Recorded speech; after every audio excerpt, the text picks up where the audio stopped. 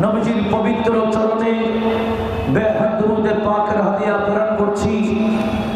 যেই নবীজির গোলামি করে, যেই নবীজিকে রাজি করে, নবীজির আদর্শ মোতাবেক চলে বান্দা আল্লাহর বন্ধু হয়। একটু জোরে বলুন আলহামদুলিল্লাহ।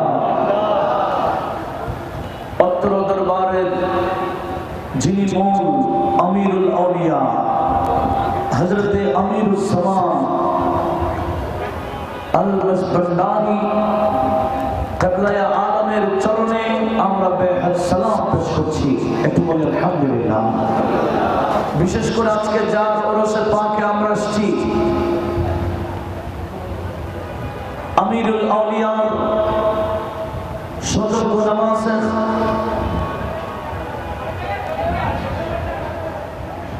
মুর্শিদে বরহাত হাদিয়ে দ্বীন মিল্লাত হযরতুল হাজ সৈয়দ মোহাম্মদ আবু সৈয়দ শাহ আল আমিরি আল-বাস ভান্ডারী এর কদমে আমরা বেহাত সালাম পেশ করছি। একটু মোহাম্মতের আওয়াজ বলি না আলহামদুলিল্লাহ। সম্মানিত হাজিরিন, সম্মানিত সঞ্চালকের জুবানে উপস্থাপকের উপস্থাপনায় শুনেছেন আমি গুনাহগারকে বিষয় দেওয়া হয়েছে। এই দেশে ইসলাম প্রচারে আউলিয়া কেরামের ভূমিকা। বর্তমানে যারা মুসলমান দাবিদার আউলিয়া কেরামের মাজার মানে না, আউলিয়া কেরামের নাম সহ্য করে না, এরা কি আসলে মুসলমান? একটু জোরে বলেন না।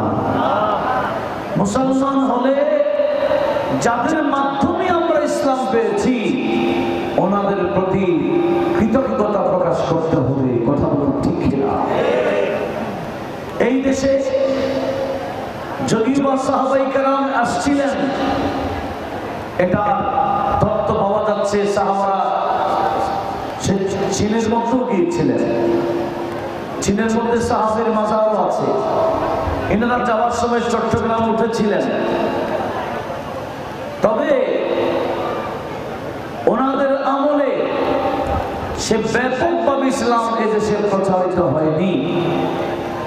ইসলাম প্রচার হয়েছিল যখন ভারতবর্ষে খাজে খাজগা, বান্দা নওয়াজ, গরিবে নওয়াজ, সুলতানুল হিন্দ, খাজা মাঈনুল মিল্লাত ওয়াদ দ্বীন, খাজা মাঈনুদ্দিন হাসান সঞ্জরি আজমেরি রাদিয়াল্লাহু তাআলা আনহু এই মহাভারতে প্রবেশ করেছিলেন।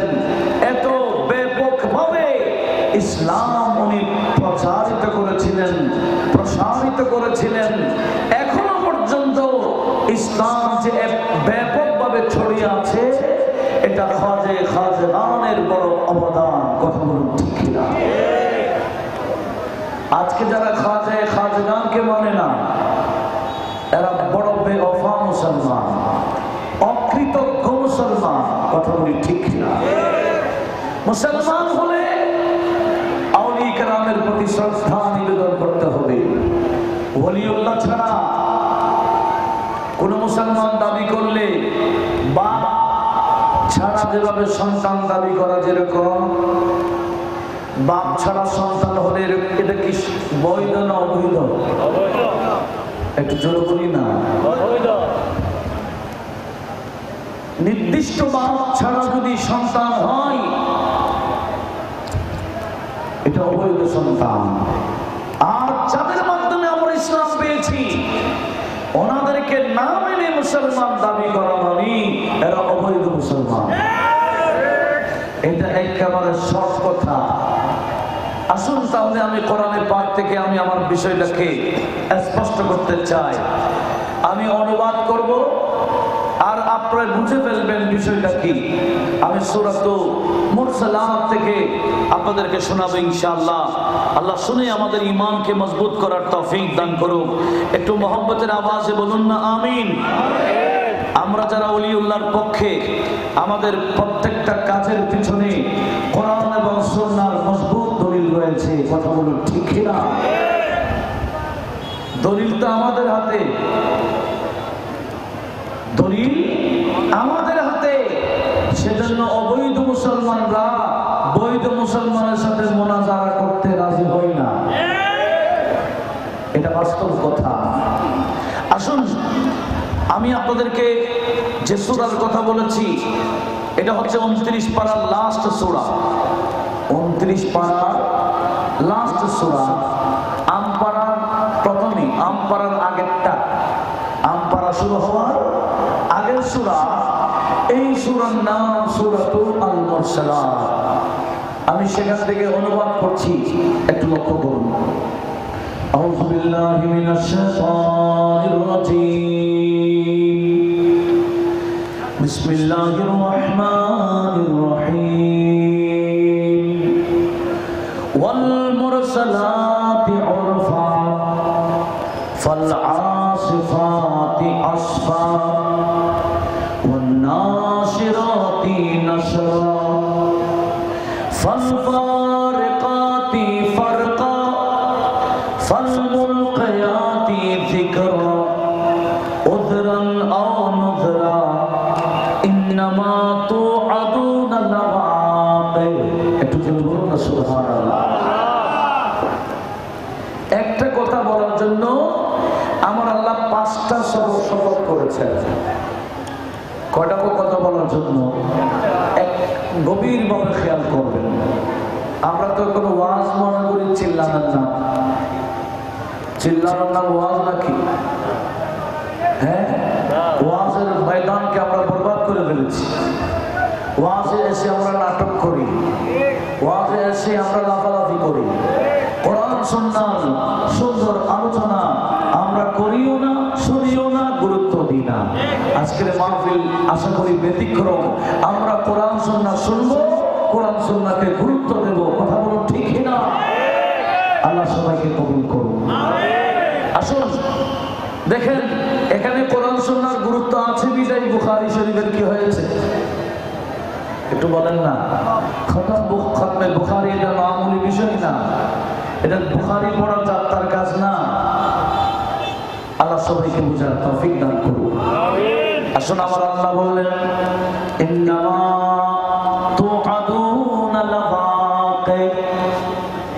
হে আমার বান্দারা, নিশ্চয় তোমাদেরকে যা ওয়াদা দেওয়া হয়েছে, ইন্নামা তুআদুনা, তোমাদেরকে যা ওয়াদা দেওয়া হয়েছে, লাওয়াকিউন, যে দিনের ব্যাপারে তোমাদেরকে ওয়াদা দেওয়া হয়েছে ওই দিন একদিন না একদিন বাস্তবায়ন হবে হবে।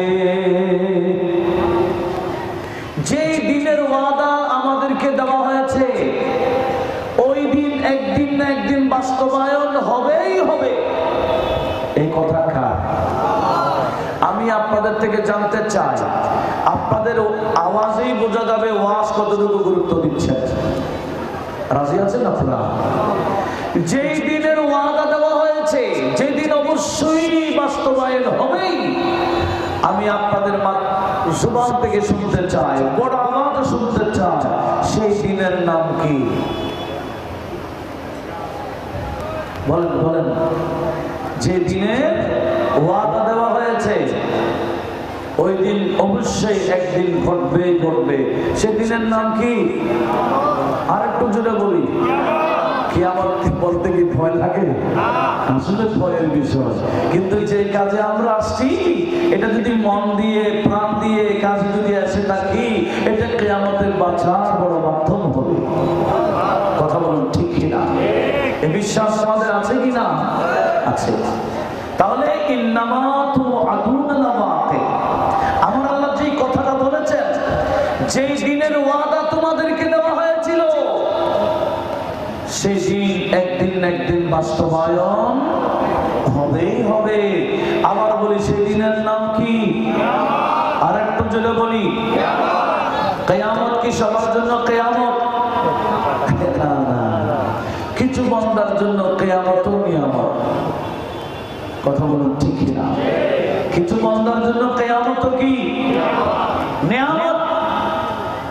এই কথাটা বলার আগে আমার আল্লাহ কিছু শপথ করেছেন। কিয়ামত একদিন হবেই হবে। এই কথাটা বলার আগে আমার আল্লাহ প্রথমে বলেছেন ওয়াল মুরসালাতি উরফা।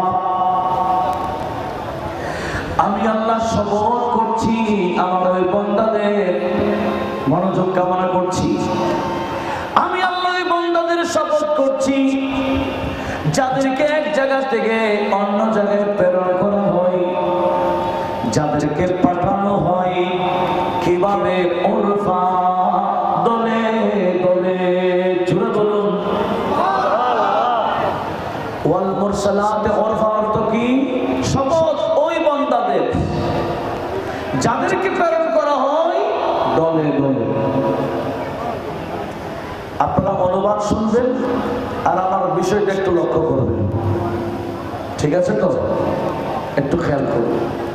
ওয়াল মুরসালাতি উরফা, আল্লাহ বলেন আমি শপথ নিলাম আমার ওই বান্দাদের যাদেরকে এক জায়গা থেকে অন্য জায়গায় প্রেরণ করা হয় দলে দলে। ফাল আসিফাতি আসফা, অতঃপর আমি আল্লাহ শপথ নিচ্ছি আমার ওই সমস্ত বান্দাদের যাদের গুণ হলো স্পিড বাতাসের মতো। জোরে বলুন সুবহানাল্লাহ। স্পিড বাতাস চলে কিনা একটু জোরে বলুন, চলে না? মাঝে মাঝে হয়। স্পিড যখন বাতাস চলে, রাস্তায় ওখানে কোথাও ধুলিবালু এমন ভাবে পরিষ্কার করে ফেলে, সব ময়লা একদিকে নিয়ে গোটা রাস্তা পরিষ্কার হয়ে যায়। কথা বলুন ঠিক কিনা? আমার আল্লাহ বলেন যাদের শপথ আমি নিলাম, যাদেরকে এক জায়গা থেকে অন্য জায়গায় প্রেরণ করা হয়, এরা কেমন বান্দা জানো? এরা হলো আসিফাতের মতো, এরা হলো স্পিড বাতাসের মতো। স্পিড বাতাস চললে, দ্রুত বাতাস চললে যেভাবে ময়লা পরিষ্কার হয়ে যায়, আর আমার ওই সমস্ত বান্দা যাদেরকে এক জায়গা থেকে অন্য জায়গায় পাঠানো হয়, যে জায়গায় পাঠানো হয়েছে ওই সমস্ত এলাকার বান্দাদের কলবে যদি ময়লা থাকে, কলবে যদি শিরক থাকে, কলবে যদি কুফর থাকে, কলবে যদি বেদাত থাকে, কলবে যদি গুনাহ থাকে, গুনাহর যত ময়লা আমার ওই বান্দাদের বৈঠকে বসলে, আমার ওই বান্দাদের সোহবতে বসলে, স্পিড বাতাস যেভাবে চললে ধূলিকণ সব পরিষ্কার হয়ে যায়, ময়লা ধূলিত হয়ে যায়। আমার ওই বান্দাদের বৈঠকে বসলে গুনাহগার বান্দাদের গুনাহ এভাবে পরিষ্কার হয়ে যায়। আল্লাহ বলে যাদেরকে এক জায়গা থেকে অন্য জায়গায় প্রেরণ করা হয়, এদের একটা গুণ হলো স্পিড বাতাসের মতো, এরা গুনাহগার বান্দাদের গুনাহ পরিষ্কার করে দেয়। আপনারা কি আমার ওয়াজ বুঝতেছেন? আমি কি পকেট থেকে বলতেছি? হ্যাঁ, পকেট থেকে বলছি, আমি পকেটে রাখছি। এটা কোরআন। মোবাইল আছে না? যাদের মোবাইল সামনে আছে, কোরআন শরীফ থাকলে হ্যাঁ মোবাইল খুলে ধরেন। আমি অনুমান করছি আর আপনারা ধরেন, যাতে এভাবে অপরকে বুঝাইতে পারেন। দরকার আছে কিনা? তাহলে এক নম্বর গুণ, যাদেরকে এক জায়গায় থেকে অন্য জায়গায় প্রেরণ করা হয়, যাদের শপথ আমার আল্লাহ নিয়েছেন, এদের এক নম্বর গুণ কি? এদের এক নম্বর গুণ হলো কোন বাতাস? দ্রুত বাতাসের মতো। দ্রুত বাতাস চললে পরিষ্কার হয়ে যায় সবকিছু। আর আমার আল্লাহ বলেন আমার ওই বান্দাদের বৈঠকে বসলে গুনাহগার বান্দাদের গুনাহ পরিষ্কার হয়ে যাবে।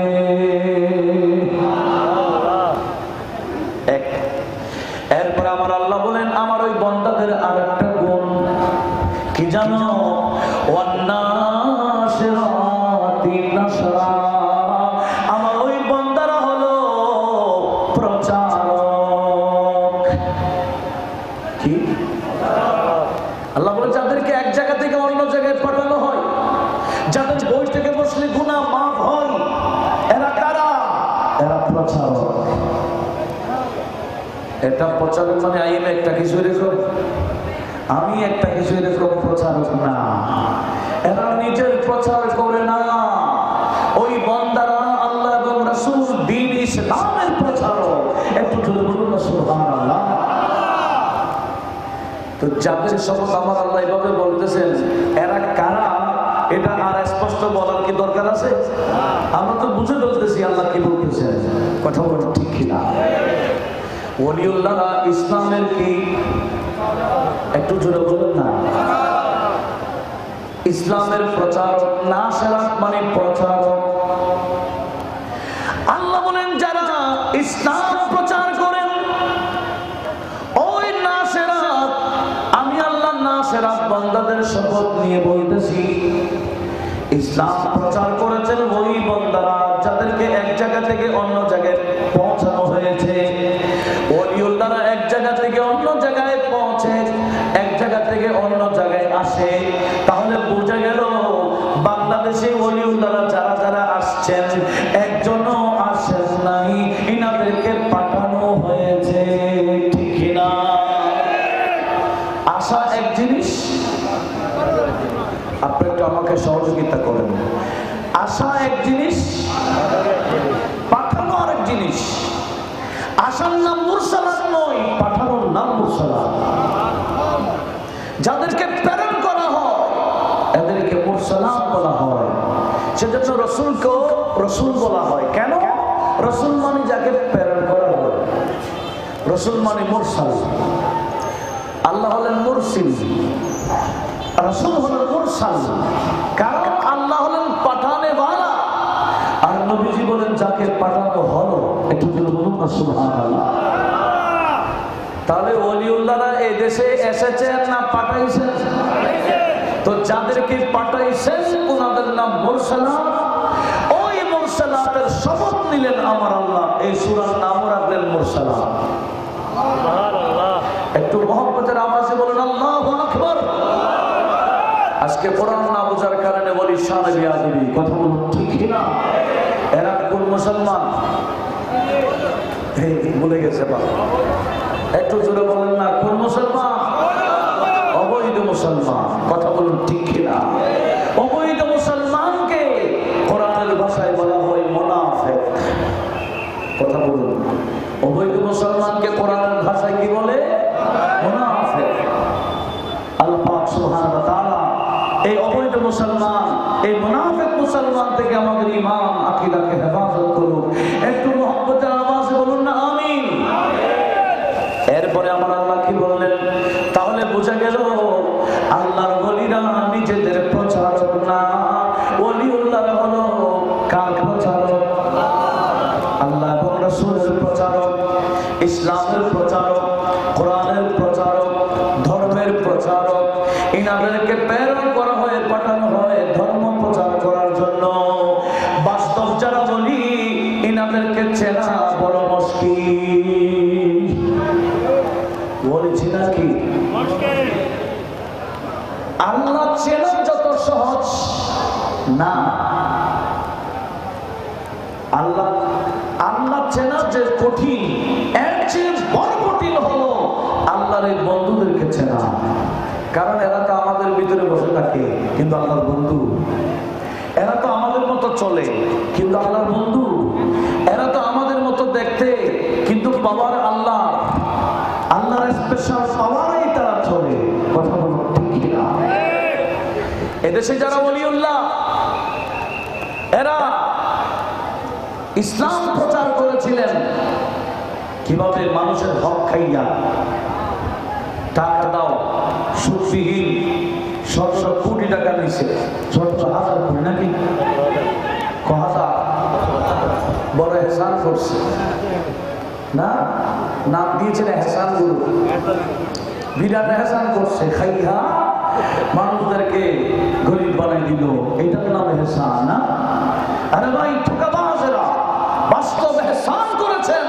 এহসান গ্রুপের নাম হলো ওলিউল্লাহর গ্রুপ। ওলিউল্লাহদেরকে আমার আল্লাহ কোরআন শরীফে মুহসিন বলেছেন। বাস্তব এহসানকারী এরাই। সেজন্য আমার আল্লাহ বলেন ইন্না রাহমাতাল্লাহি করিবুম মিনাল মুহসিনিন। আল্লাহ বলেন আমার এহসান গ্রুপ হলো ওলিরা। এহসান গ্রুপ কারা? আরেকটু জোরে বলেন। আমি কি মন গড়া বলছি না? কোরআন থেকে আল্লাহ বলেন যারা আমার এহসান গরিবের বান্দা, ওলিউল্লাহদের দরবার, এরা হলো আমি আল্লাহর রহমত পাওয়ার স্টেশন। জুড়ে বলুন সুবহানাল্লাহ। কোন বাস্তব ওলি নিজেদেরকে ওলি বলে না। বাস্তব ওলি যারা, এরা নিজেদেরকে কি বলে না? আমি এমন, আমি তেমন, এরকম কিছুই বলে না। এনাদেরকে চেনা বড় কঠিন। এরা কারণ নিজের প্রচার করে না, এরা ইসলামের প্রচার করে। একটু আওয়াজ দিয়ে বলুন না সুবহানাল্লাহ। সেজন্য হাদিসে কুদসিত আছে, আমার আল্লাহ বলেন আউলিয়াই আউলিয়াই তাহতা কাবাই। আল্লাহ বলেন আমার কুদরতি চাদর যেটা আছে, আমার কুদরতি চাদরের ভিতরে আমার ওলিদেরকে আমি রেখে দিই। এদেরকে ঘুরে রেখি, এদেরকে ভালো সাধারণ মানুষ চেনে না, এদেরকে চেনা বড় কঠিন। কারণ এদেরকে আমি আল্লাহ আমার কুদরতি চাদর দ্বারা ঢেকে রাখি। জুড়ে বলুন সুবহানাল্লাহ। আসুন, আমার আল্লাহ বলে বন্না সিরাতি নাসরা, আমার ওই বান্দাগণ প্রচারক। আমি আপনাদের শুনতে চাই, এরা কিসের প্রচারক? আর একটু জোরে বলেন, ইসলামের প্রচারক। আপনারা শুনেছেন এই যে বাদশাহ শাহজাহান, কে? শাহজাহান শুনছেন? হ্যাঁ, যিনি একটা মহল বানাইছিলেন, এটার নাম কি? তাজমহল। বাদশাহ শাহজাহান যখন মারা গেছেন, ওনার 4টা ছেলে ছিল। 4 ছেলে বাবার আসনে বসতে চায়। কয় ছেলে? আসন কয়টা? চাই কয়জনে? 4 জনের মধ্যে 3 জন এক গ্রুপ, আরেকজন আরেক গ্রুপ। যিনি একা গ্রুপ, উনি বড় আলেম ছিলেন, ওনার নাম আওরঙ্গজেব। ওনার নাম কি? উনি বিখ্যাত আলেম ছিলেন। উনি চাই আব্বার ইন্তেকালের পরে আব্বার গদিতে উনি বসবেন, কোরআন সুন্নাহ যা শিখেছেন এই অনুযায়ী হিন্দুস্তানকে উনি গঠন করবেন। জোরে বলুন সুবহানাল্লাহ। ওনার নিয়ত সহি আছে কিনা? শুদ্ধ আছে। কি করবেন? আব্বা ওনাকে আলেম বানিয়েছেন, উনি বড় মাপের আলেম। উনি চাই যা অর্জন করেছেন সেটা নিয়ে গোটা হিন্দুস্তানকে উনি সংস্কার করবেন। এইভাবে সবাই অন্য ভাইরা চাই গদিতে বসতে। একদিন আওরঙ্গজেব ঘোড়ায় ওঠে, তাজমহল ওনাদের বাড়ি, সে বাড়ি থেকে ঘোড়ার পিঠে ধরতে ধরতে সেই দিল্লি জামে মসজিদের কাছে এসে গেলেন। জামে মসজিদের পূর্ব গেট, নিচে ঘোড়াটা বাঁধলেন, সিঁড়ি দিয়ে উপরে উঠতেছেন। সেখানে দেখলেন একজন ফকির দরবেশ, যার নাম আবুল কাসেম হারেবারি। উনি বসে আছেন সিঁড়িতে। আওরঙ্গজেব উঠতেছেন, টেনশন আছে, কারণ বাবা মারা গেলেন, ভাইরা ওনাকে আসন দিচ্ছে না, হিন্দুস্তানকে সংস্কার করার সুযোগ দিচ্ছেন না। উনি বড় টেনশনে আছেন, চেহারাতে টেনশন টেনশন ভাব। উঠতেছেন মসজিদের দিকে। ওই ফকির দরবেশ ওনাকে দিলেন ডাক, বাবা ইধর আও। উনি আসলেন, সালামি পেশ করলেন। ফকির বললেন, বাবা तुझे परेशान देखता हूं, क्या हुआ? बोले बाबा जी मेरा अब्बा जान तो इंतकाल फरमा गए, मैं चाहता हूँ गद्दी पे बैठूं, पूरा हिंदुस्तान को कुरान और सुन्नह के मुताबिक चलाऊं, मगर भाइयों ने मौका नहीं देते। ठीक हो भाई सुযোগ দিচ্ছে না, আমি চাচ্ছি বাবার আসনে বসতে। তখন ফকির মুস্কে হাসলেন, বলেন বাবা গদিতে বসলো তুমি? কোন ইচ্ছা তো আছে। বলে তুমি তাহলে ওদিকে উঠিয়ে না, যেদিক থেকে আসছো সেদিকে যাও। তোমার বাড়ি থেকে আসছো না, তাজমহল থেকে? বলে হ্যাঁ। বলে তোমাদের তাজমহলের সামনে একজন ফকির আছে, একজন বুড়া আছে, যিনি তোমাদের তাজমহলে উঠানে ঝাড়ু দেয়। বলে আসে তো, বলে বুড়া মিয়া না, ওনার মাথায় যে টুপি আছে হালকা পাতলা টুপি, এটা টুপি না, এটা গোটা হিন্দুস্তানি রাজমুকুট। তুমি বাড়িতে চলে যাও, ওই বুড়া মিয়ার মাথায় যে টুপি আছে, যে কোনো পায়ে টুপিটা নিয়ে তোমার মাথায় দিতে পারো কিনা দেখো। ওর টুপিটা যদি তোমার মাথায় দিয়ে ফেলতে পারো, গদির পিছনে তোমাকে ধরতে হবে না, গদি নিজেই তোমার পিছনে চলবে। জোরে বলো সুবহানাল্লাহ। কারণ যিনি গদি বন্টন করে উনি হচ্ছেন ওই জারুদাতা। গদি বন্টন করে কে? কারণ ওনাকে চেনা মুশকিল। আমি তোমাকে বলে দিচ্ছি, চিনাই দিচ্ছি, উনি গোটা হিন্দুস্তানের কুতুব। একটু জোরে বলুন না সুবহানাল্লাহ। গোটা হিন্দুস্তানের কি কুতুব। ওয়ান্নাশরাতি নাশরা, এরা হলো ইসলামের প্রচারক। আমি বলতে চেয়েছিলাম আল্লাহর ওলিরা নিজেদেরকে ওলি কখনো দাবি করে না, নিজেদের পরিচয় বলি বলে কেউ পরিচয় দেয় না। ওই ওলিউল্লাহদেরকে চেনা বড় মুশকিল। কথা বলো ঠিক না? গোটা হিন্দুস্তানের কুতুব কিন্তু কি দিচ্ছে? আপনি আছেন তো? মাথায় কি হালকা পাতলা টুপি, এটা টুপি না রাজমুকুট? এই আবুল কাসেম ঘরে ঘরে ফকির আওরঙ্গজেবকে বলে দিলেন, বাবা যাও, তোমার এই দরবারে তোমাদের বাড়ির সামনে ওই মুরব্বির টুপিটা নিয়ে ফেলতে পারো কিনা দেখো। আওরঙ্গজেব পরবর্তী আলমগীর নাম হয়ে গেল। উনি আর দেরি করলেন না, ঘোড়ার পিঠে আবার উঠলেন, বাড়ির দিকে রওনা হয়ে গেলেন। সেই তাজমহলে পৌঁছে গেলেন, দেখতেছেন বুড়া মিয়া কি দেয়। অন্য দিনের বুড়া মিয়া এবং আজকের বুড়া মিয়া কি এক? একটু জোরে বলেন না। অন্যদিন তো ঝাড়ুদাতা হিসেবে চিনেছিল, কিন্তু আজকে ওনাকে চিনে গোটা হিন্দুস্তানের কুতুব হিসেবে। জোরে বলুন সুবহানাল্লাহ।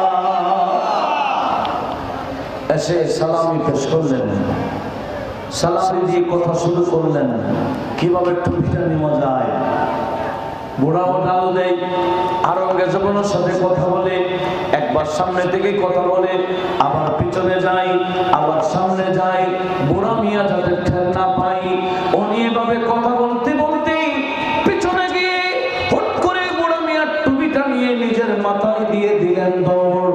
উচ্চ আওয়াজে বলুন সুবহানাল্লাহ। বুড়া মিয়া ওনারা ঝাড়ু দিয়ে দৌড়াতে শুরু করে, দাঁড়া, তুই আবার টুপি নিয়ে ফেললি, নিশ্চয় তোকে ঘরে ঘরে ফকিরে বলে দিয়েছে। এই ফেদের কথা ওই ফকির ছাড়া কেউ জানে না। একটু জোরে বলুন না সুবহানাল্লাহ।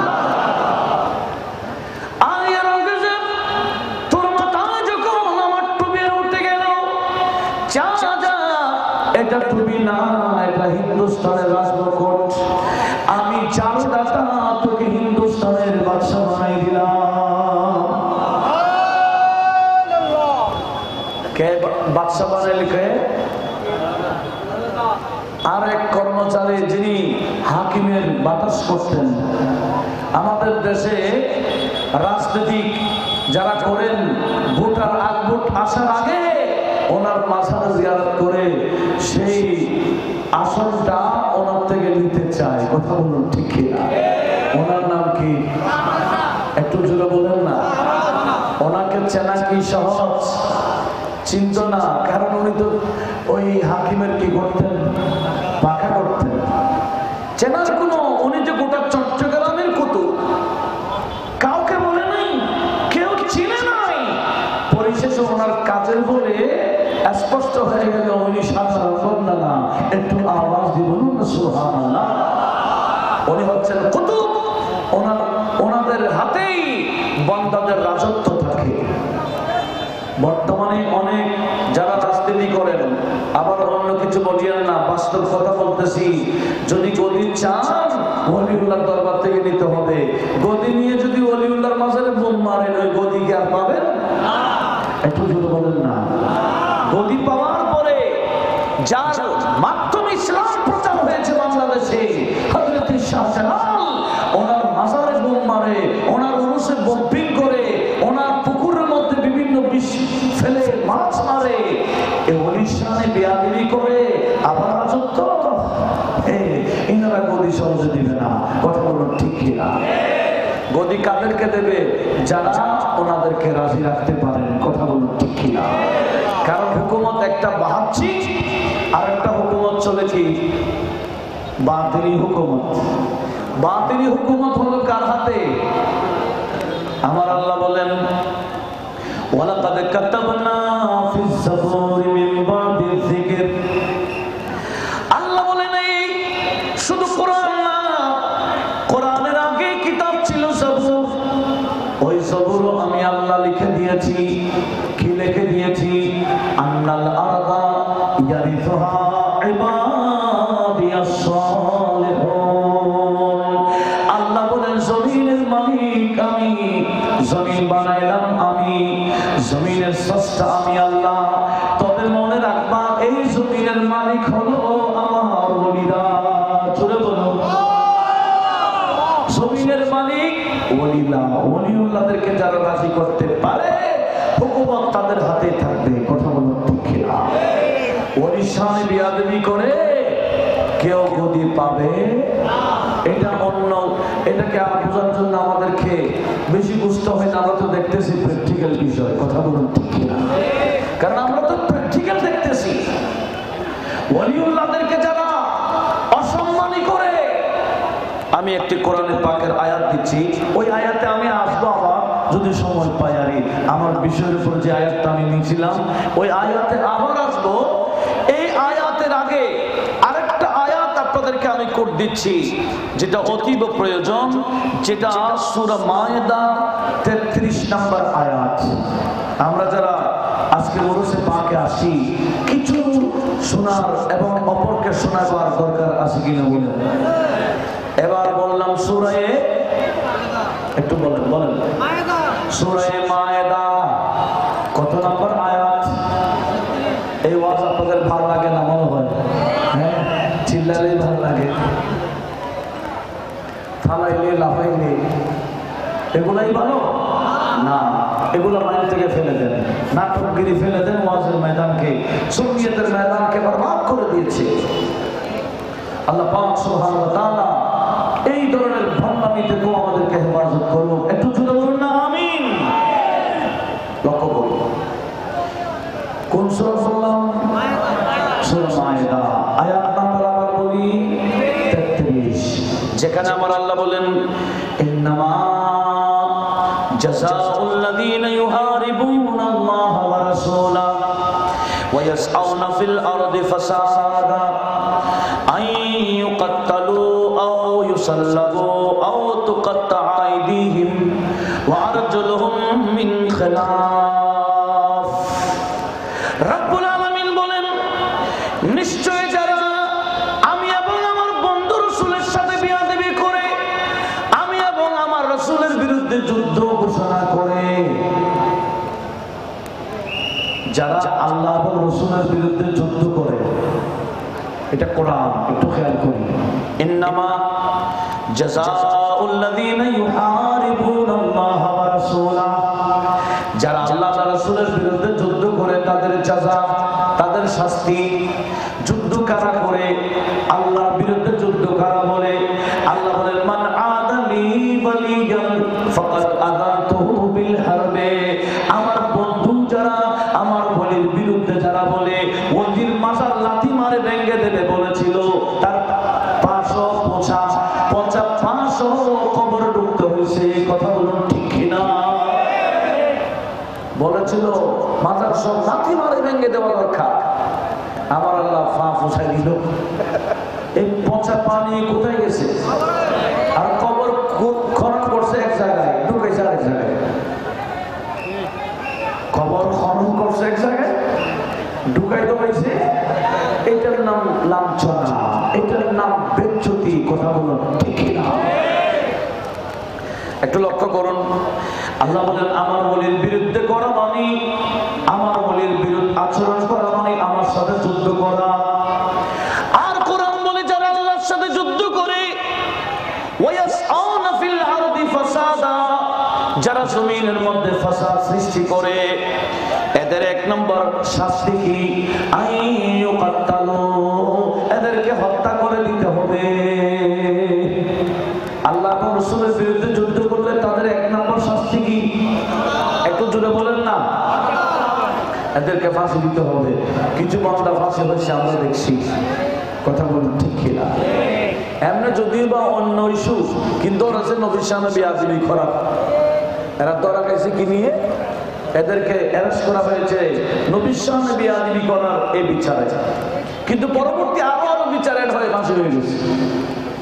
এটা আল্লাহর ফয়সালা। আইয়ুকাত্তালু, এদের এক নম্বর শাস্তি হবে এদেরকে হত্যা করে দেওয়া।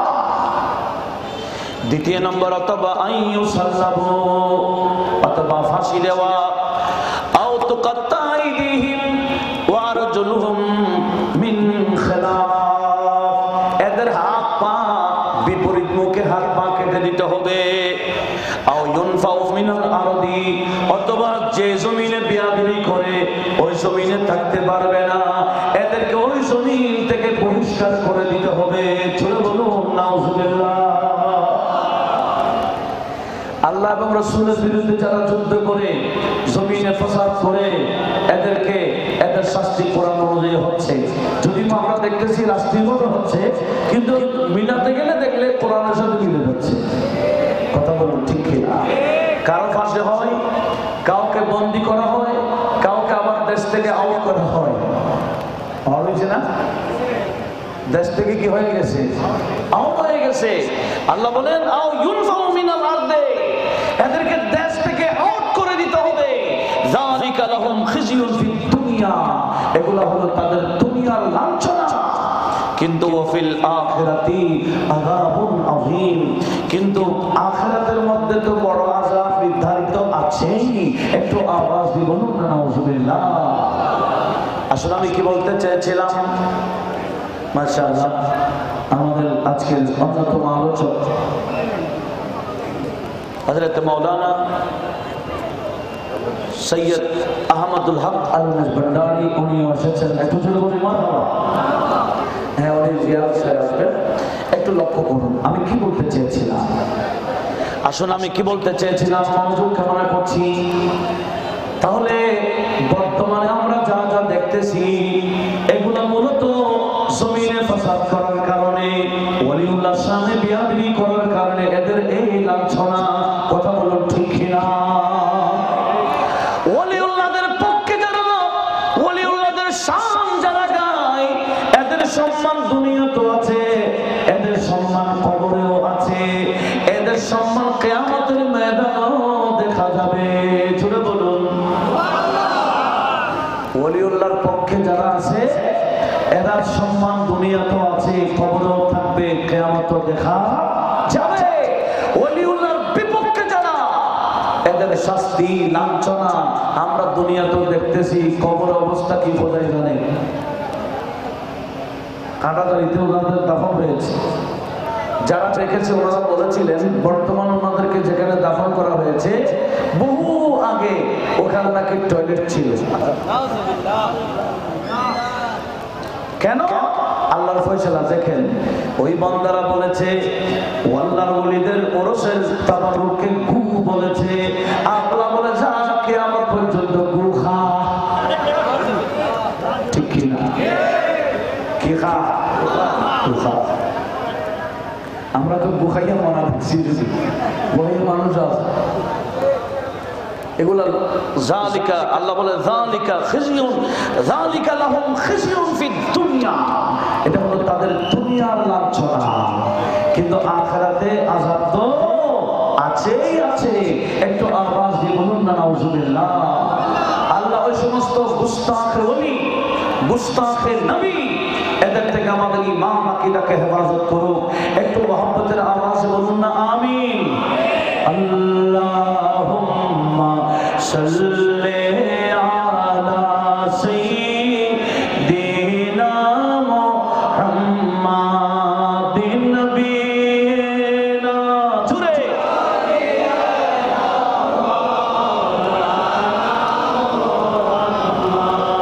वो हबीबे किबरिया है रहमतुल लिल आलमीन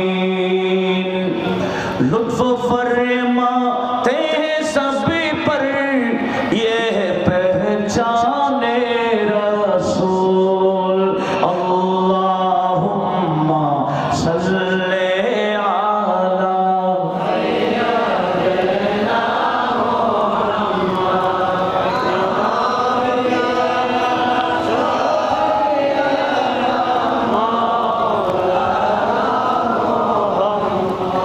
আপনাদের মনোযোগ আছে তো? কি বলছিলাম, কোরআনের সাথে বাস্তবতা মিল আছে কিনা? আরো মিলবে, আরো মিলবে, আমাদেরটাও মিলে, ঠিক কিনা? যারা ওলিউল্লাহর পক্ষে, এরা মারা গেল, এদের চেহারা আরো সুন্দর হয়ে যায়, ঠিক কিনা? ওলিউল্লাহর পক্ষে যারা, এরা মারা গেলে এদের শান আরো, একটু জোরে বলুন, এদের শান আরো বেড়ে যায়। কবরে গেল এদের শান বেড়ে যায়, কিয়ামতের ময়দানও এদের শান বাড়তে যাবে। জোরে বলুন। আসলে আমি কি বলতে চেয়েছিলাম, যেই সূরা থেকে বলছিলাম সূরা মুরসালাত, ওই সূরার মধ্যে আমার আল্লাহ কি বলেছেন? ফান্নাস, এরপরে বলছেন ওয়ান্নাসিরাতি নাশরা। এরপর আয়াত আমাদের জন্য বড় দলিল। আপনাদের মনোযোগ আছে কিনা বলেন? এরপর আয়াত সূরা মুরসালাতে, এটা আমাদের বড় দলিল। আল্লাহ বলে, বান্দা আমার টুপিওয়ালা অনেক আছে, দাড়িওয়ালা অনেক আছে, নামাজি অনেক আছে, কালামি অনেক আছে, ইসলামের কথা বলে অনেক আছে, এই বুখারী খতম পড়ে অনেকে আছে, কোরআন খতম পড়ে অনেকে আছে, বক্তা অনেক আছে, ইমাম অনেক আছে, খতিব অনেক আছে, এভাবে অনেক আছে। কারা হক কারা বাতিল চিনবা কিভাবে? সবাই তো কোরআন বলে, সবাই তো হাদিস বলে, সবাই মাহফিল করে, কথা বলুন ঠিক কিনা? আমার আল্লাহ বলেন, হক বাতিল চেনা এত কঠিন না, আমি আল্লাহ তোমাদেরকে সহজভাবে হক বাতিল চেনাই দিচ্ছি। ফাল ফারিকাতি ফারকা, একটু জোরে বলুন না সুবহানাল্লাহ। ফরক বলি না আমরা, ফরক পার্থক্য। আমার আল্লাহ বলে ফাল ফারিকাতি ফারকা, ওই যে মুরসালাত যারা, যাদের সুবতে বসলে গুনাহগার বান্দাদের গুনাহ পরিষ্কার হয়, যারা ইসলামের প্রচার, আমার আল্লাহ বলেন ফাল ফারিকাতি ফারকা, এরাই হলো ফারককারী, হক এবং বাতিলের মধ্যখানে। একটু আওয়াজ দিয়ে বলুন না সুবহানাল্লাহ। তাহলে আমাদেরকে এই কোরআন দ্বারা কি বুঝতে হবে? কোরআন দ্বারা ক্লিয়ার করতে হবে। সেটা কি? সেটা হলো কোরআনের মাধ্যমে বুঝতে হবে। শুধু মাহফিল দেখলে হবে না, ওয়াজ দেখলে হবে না, সুন্দর আলোচনা দেখলে হবে না, কোরআনের দলিল দিচ্ছে, হাদিসের দলিল দিচ্ছে, এগুলা দেখলে হবে না। হক বাতিল কিভাবে চিনবো? যতই বড় বক্তা হোক, যতই বড় ডক্টর হোক, যতই বড় স্কলার হোক, আমরা হক বাতিল চিনবো ওই বান্দা ওলির পক্ষে আছে কিনা দেখতে হবে। কথা বলুন ঠিক কিনা? কার পক্ষে? আর একটু জোরে বলেন। আমরা সবাই কার পক্ষে? আর কিছু বান্দা আছে সুন্দর ওয়াজ করে করে করে করে বলে, মাজারে কি, হ্যাঁ মারা গেছে, ওখানে গেলাম কি, সব বেদাত এবং শিরক, এরকম বলে মাঝে মাঝে একটা ভিউজ মারি দেয়। কথা বলুন ঠিক কিনা? এরা কি ওলিউল্লাহর পক্ষে না বিপক্ষে? ওলিউল্লাহর বিপক্ষে বললে বাতিল, ওলিউল্লাহর পক্ষে বললে হক। এই কথা কি আমার না আল্লাহ? আল্লাহ বলে ফাল ফারিকাতি ফারকা, ওলিউল্লাহ হলেন ফরকারী। একটু জোরে বলুন না সুবহানাল্লাহ। আমরা ওলিউল্লাহর দরবারে কেন আসি? কয়েকটা হাদিস আমি আপনাদেরকে শোনাচ্ছি, ইনশাআল্লাহ শোনার দরকার আছে কিনা? আসলে যে হাদিস কানা জামিল আহাদিসের মধ্যে আল্লামা সুয়ুতী নোট করেছেন, ইমাম তাবরানী আল মুজমুল কবির করেছেন। আল মুজমুল কবিরে 12তম খণ্ড 274 নম্বর পৃষ্ঠাতে রয়েছে। আল্লামা সুয়ুতী জামউল জাওয়ামের মধ্যে নোট করেছেন 6921 নম্বর হাদিস। এবার হাদিসটা শুনি। হযরত আব্দুল্লাহ ইবনে ওমর রাদিয়াল্লাহু তাআলা আনহুমা এই হাদিস বর্ণনাকারী قال قال رسول الله সাল্লাল্লাহু আলাইহি ওয়াসাল্লাম। এগুলা দলিল দিচ্ছি, দলিল। এখানে আসছেন কি জন্য আসছেন? দলিল নিয়ে যান, দরকার আছে না? আমার দলিলগুলো মজবুত ভাবে যদি নিতে পারেন, কোনো বাতিল ইনশাআল্লাহ আর মিসগাইড করার সুযোগ পাবে না। এই দলিলগুলো একটু পকেটে নিয়ে যেতে পারেন কিনা দেখেন, আজকে মাহফিল থেকে লাভবান হবেন। আমার নবীজি বলছেন ইন্না লিল্লাহি ইবাদা, আমার আল্লাহর কিছু বান্দা আছে ইখতাসাহুম বিহাওয়াইজিন নাস, আমার আল্লাহ ওই বান্দাদেরকে বেছে নেই কেন? সাধারণ বান্দাদের প্রয়োজন মিটাবার জন্য। কিছু বান্দাকে আমার আল্লাহ প্রয়োজনে রাখে, আবার কিছু বান্দাকে আমার আল্লাহ বানাইছেন প্রয়োজন মিটাবার জন্য। আমার পাশে যিনি আছেন ইনি প্রসিদ্ধ এলাকা পাটিয়ারি, চিনে না? পাটিয়ারি বললে গোটা বাংলাদেশ চিনে। উনি পাটিয়ারি ইউনিয়নের চেয়ারম্যান। বলুন মারহাবা। মানুষ সমস্যায় চেয়ারম্যান সাহেবের কাছে আসে কিনা বলেন, অনেক প্রয়োজন মিঠাই। তাহলে কেউ কিছু বান্দা আছে প্রয়োজন নিয়ে আসে, আর কিছু বান্দাকে আমার আল্লাহ বানাইছেন প্রয়োজন মিটাবার জন্য। এনাকে বানিয়েছেন দুনিয়াবি প্রয়োজন মিটাবার জন্য। আবার নবীজি যেটা বলেছেন এটা দুনিয়াবি চেয়ারম্যানের কথা না, এটা বাতিনি চেয়ারম্যান। কোন চেয়ারম্যান? আমার নবীজি বলছেন ইন্না লিল্লাহি ইবাদা। আমার পাশে চেয়ারম্যান সাহেব বসে আছে, আমি সহজে বুঝে দিতে পারতেছি। আল্লাহ সবাইকে বোঝার তৌফিক দিক, আমিন বলেন। একটু লক্ষ্য করুন, আমার নবীজি বলেন ইন্না লিল্লাহি ইবাদা, আল্লাহর কিছু এমন বান্দা আছে ইখতাসাহুম, আমার আল্লাহ তাদেরকে বেছে নিয়েছেন কেন? বিহাওয়াইজিন নাস, মানুষের প্রয়োজন মিটাবার জন্য। ইয়াবসাউন নাসু ইলাইহিম, যাদেরকে আমার আল্লাহ বেছে নিয়েছেন বাকি মানুষ প্রয়োজনে ওনাদের দিকে দৌড়ে দৌড়ে আসে, প্রয়োজনে পড়লে সমস্যায় পড়লে ওনাদের দরবারে আসে কেন? ওনাদের দরবারে আমার আল্লাহ ইনাদেরকে প্রয়োজন মিটাবার জন্য বানিয়েছেন বিদায় প্রয়োজন হলে ওনাদের দরবারে গেলে প্রয়োজন সমস্যা সমাধান হয়ে যায়, প্রয়োজন মিটে যায়। জোরে বলুন সুবহানাল্লাহ। তাহলে প্রয়োজন মিটানে वाला ওই বান্দাকে বানান কে? বানান আল্লাহ। জাহিরি এটাও বানায় আল্লাহ, বাতিনি এটাও কে বানায়? আল্লাহই বানায়। কথা বলুন ঠিক কিনা? আল্লাহ যাকে পছন্দ করেন। একটু লক্ষ্য করুন। তাহলে এই হাদিস দ্বারা স্পষ্ট হয়ে গেছে বান্দা সব এক না। কিছু বান্দাকে আমার আল্লাহ বেছে নিয়েছেন সাধারণ বান্দাদের প্রয়োজন মিটাবার জন্য। ওই কিছু বান্দা যাদেরকে আমার আল্লাহ বেছে নিয়েছেন আমরা তাদেরকে ওলিউল্লাহ হিসেবে চিনি, সেজন্য সমস্যায় পড়লে তাদের দরবারে দৌড়ে যায়। কথা বলুন ঠিক কিনা? ওলিউল্লাহ দরবারে গেলে মানুষ সমস্যা নিয়ে গেলে সমাধান পায় কিনা? তাই না? তো না পাইলে যায় কেন? অলাভে মানুষ ফুলাও হয় না। একটা বছর কথা আছে কিনা? অলাভে মানুষ ফুলাও হয় না, লাভে মানুষ লোহা হয়। কি মানে কি? লাভ আছে বিজয় আসে, অলাভে কেউ আসে না। সেজন্য আমি আপনাদের কাছে বলছি, আসলে আমরা যা করি আমাদের এই কাজগুলোর পিছনে আমাদের কাছে মজবুত দলিল আছে। একটু জোরে বলুন না সুবহানাল্লাহ। তাহলে ওলিউল্লাহদেরকে বেছে নিয়েছেন কে? কি জন্য? সাধারণ বান্দাদের প্রয়োজন মিটাবার জন্য। তাহলে প্রয়োজন মিটাবার ক্ষমতা মূলত ওনাদেরকে কে দিয়েছেন? আল্লাহই দিয়েছেন। আল্লাহ পাক সুবহানাহু ওয়া তাআলা সবাইকে এই বিষয়গুলো বোঝার তৌফিক দিক। একটু আওয়াজ দিয়ে বলুন না আমিন। আরেকটা হাদিস, যে হাদিস কার আল্লামা জুবাইর ইত্তেহাফুস সাহাবার মধ্যে নোট করেছেন, কানজুল উম্মালের মধ্যে মুত্তাকিহিন দিয়ে নোট করেছেন, আল্লামা ইরাকি আল-মাদনির মধ্যে নোট করেছেন। সেটা কি হযরত আনাস বিন মালিক আল আনসারী হাদিস বর্ণনাকারী, উনি বলেন قال رسول الله বড় বলেন সাল্লাল্লাহু আলাইহি ওয়াসাল্লাম ইযা আরাদাল্লাহু আবাদান বিখাইরিন।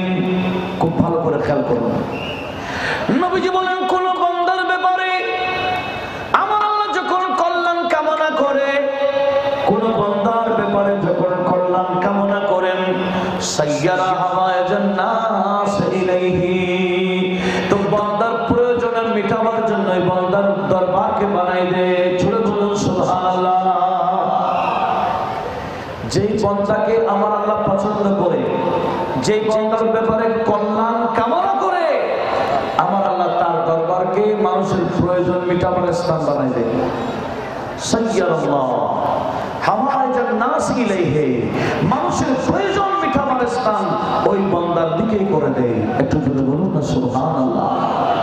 তাহলে ওলিউল্লাহর দরবারে গেলে সমাধান পায় কিনা? মূলত সমাধান করেন কে? আল্লাহ বলেন আমি সমাধান করি, তবে সমাধান আমি ডাইরেক্ট করি না, আমি আমার বান্দাদের মাধ্যমেই করি। ওই বান্দাদেরকে সমাধানকারী হিসেবে আমি দুনিয়াতে প্রেরণ করি। একটু জোরে বলুন না সুবহানাল্লাহ। সেজন্য ওলিউল্লাহর দরবারে গেলে আমার আল্লাহর বান্দারা যে কোনো সমস্যা, বড় বড় কঠিন সমস্যা সমাধান, দুনিয়ার ডাক্তাররা যাদেরকে ফেরত দেয়, অনেক বান্দারা ওলিউল্লাহর দরবারে গিয়ে সে চিকিৎসা নিয়ে চলে আসে। কথা বলুন ঠিক কিনা? এরকম আছে কিনা? আমি অনেক বছর আগে আজ বিশ্ববিদ্যালয়ে বান্দাকে দেখেছিলাম কুমিল্লার 14 গ্রামে। কোথায় দেখছি? আজ বিশ্ববিদ্যালয়ে। সে মানুষের বিভিন্ন রেলের টিকিট করাই দেয়। তো কথাই উনি কথা উঠছে বিজয় বলে দিয়েছে, হুজুর আমাকে তো ডাক্তাররা 6 মাসের টাইম দিয়েছিল, আমার ক্যান্সার হয়েছে। আচ্ছা, আমি 6 মাসে মারা যাব। তো ডাক্তাররা যখন আমাকে জবাব দিবেন আমার হায়াত বেশি দিন নাই, 6 মাস আছে, তো আমি টিকিট করছি, ভিসা লাগাইলাম, গরিব নওয়াজের দরবারে আসলাম, মনে মনে নিয়ত করছি মারা গেলে এখানে মরবো, মারা গেলে গরিব নওয়াজের কতদিন মরবো, এই নিয়ত করে আমি গরিব নওয়াজের দরবারে আসি, এখানে খেদমত করি। এখন আর 6 মাস না, 16 বছর হয়ে গেছে। কয় বছর? এগুলো আমি আরো 10-12 বছর আগের কথা বলতেছি। তাহলে দেখেন ওলিউল্লাহর দরবারে গেলে আমার আল্লাহ ওনাদের ওসিলায় বান্দাদের সমস্যা সমাধান করতে পারে কি পারে না? ডাক্তার, বড় বড় ডাক্তাররা যেটা জবাব দিয়ে দেয় ওই দরবারে, আমি প্রায় সময় বলি আসলে ওলিউল্লাহরা নিজ থেকে দেয় না, এটা প্র্যাকটিক্যাল একটা ঘটনা বলেছেন আল্লামা রুমি, যাকে কোরআনে পাকে ফার্সি কোরআন বলা হয়। আল্লামা জালালউদ্দিন রুমির মসনবী শরীফে। কোথায় আছে? মসনবী শরীফে। আপনারা শুনেছেন? জাস্ট প্রসঙ্গে আসছে বলে আমি বলে দিচ্ছি, আপনি একটু খেয়াল করেন, না বিরক্ত বোধ করছেন? সেটা কি? হযরতে মূসা কালিমুল্লাহ, ওনার এক মুরিদ, ওনার এক উম্মত মূসা কালিমুল্লাহর কাছে এসে কান্দে। হযরতে মূসা কালিমুল্লাহ জিজ্ঞেস করলেন, কিরে তুমি কান্দো কেন? ওই বান্দা বলে, হুজুর বিয়ে করেছি অনেক বছর হয়ে গেল, একটা সন্তান হয় নাই, ছেলেও নাই, মেয়েও নাই, আমি ছেলে হারা মেয়ে হারা, বিয়ে করেছি অনেকদিন। ও আল্লাহর নবী, আপনি তো আল্লাহর কালিম, দূর পাহাড়ে গিয়ে আল্লাহর সাথে কথা বলেন আপনি, আমি আপনার কাছে আসছি, আপনি যখন আল্লাহর সাথে কথা বলবেন আমার তকদিরের বিষয়টা একটু জিজ্ঞেস করে নিয়েন, আমার তকদিরের ছেলে মেয়ে আছে কিনা একটু জিজ্ঞেস করে নিয়েন। মূসা কালিমুল্লাহ বলে, ঠিক আছে ঠিক আছে, কাই তুমি কাঁদো না, আগামীকাল আসিও, আজকে আমি তুর পাহাড়ে যাব, আল্লাহর সাথে কথা বলার ফাঁকে তোমার তকদিরের বিষয়টা আমি ছেড়ে নেব। ছুড়ে বলুন। ওই বান্দা চলে গেলেন, মূসা কালিমুল্লাহ তুর পাহাড়ে গেলেন, আল্লাহর সাথে কথা চলছে, আর কথার ফাঁকে জানতে চাইলেন, আল্লাহ আমার অমুক উম্মত বিয়ে করেছে, 6 বছর হয়ে গেল, একটা সন্তানও হয় নাই, এখন তার তকদিরে ছেলে মেয়ে কিছু আছে কিনা বলো। আমার আল্লাহ বলে, না, ওই বান্দার তকদিরে ছেলেও নাই মেয়েও নাই। ছেলেও নাই। আমাদের কার তকদিরে কি আছে আমরা কি দেখি?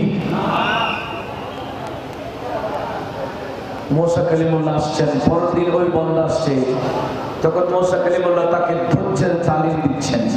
কিসের? তুমি ধৈর্য ধারণ করো, তোমার তকদিরে ছেলেও নাই মেয়েও নাই। এভাবে ধৈর্যের তালিম দিলে উনি চলে গেলেন কাঁদতে কাঁদতে। বেশ কিছুদিন হলো, সকালবেলায় স্বামী স্ত্রী দুজন রুটি পাকায়, রুটি বেলে আর খাবার রেডি হচ্ছে। সকাল ছিল, স্বামী স্ত্রী রুটিও রেডি করলো, খাবে আর কি। ঠিক ওই সময় ঘরের বাহির থেকে শুনতে পেল কে যেন বলছে, আমাকে কেউ যদি একটা রুটি দেয় একটা ছেড়ে দেব, 2টা রুটি দিলে 2টা ছেড়ে দেব। চলে বলুন এই বন্ধ একটা কি বলে, রুটি একটা দিল বলে ছেলে একটা দিবে, 2টা দিলে বলে 2টা ছেলে দেবে, দিয়ে লাভ কি? আমাদের তো দিলে তো নাই,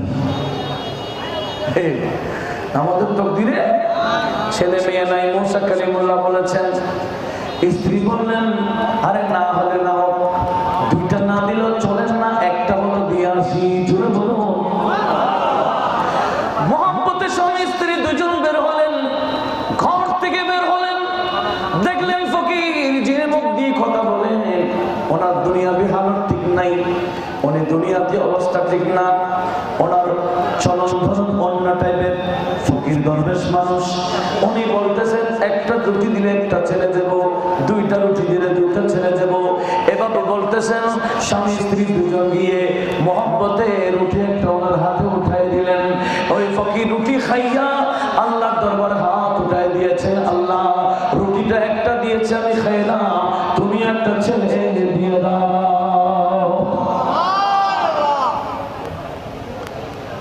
ওই ফকির দোয়া করে গেছে গা। আর ওই স্বামী স্ত্রী সংসার হলো, ওদিকে স্ত্রী কনসিভ হয়ে গেল, স্ত্রীর গর্ভে সন্তান এসে গেল। একটু আওয়াজ দিয়ে বলবেন না সুবহানাল্লাহ? টাইমে টাইমে সন্তান দুনিয়ার মধ্যে এসে গেল। ওই সন্তানকে গোসল করিয়ে কাপড় মোড়াইয়া ওই উম্মত মুসা কালিমুল্লাহর দরবারে এসে গেল। এসে বলছেন, হুজুর আপনি না বলছিলেন আমার তকদিরে ছেলেও নাই মেয়েও নাই, এটা তো আমার স্ত্রীর গর্ভ থেকে আসছে, এটা আমার ছেলে। মুসা ইসলাম, কি তোমাকে তো আমার পক্ষ থেকে কিছু বলি নাই, উনি বলছেন। কে?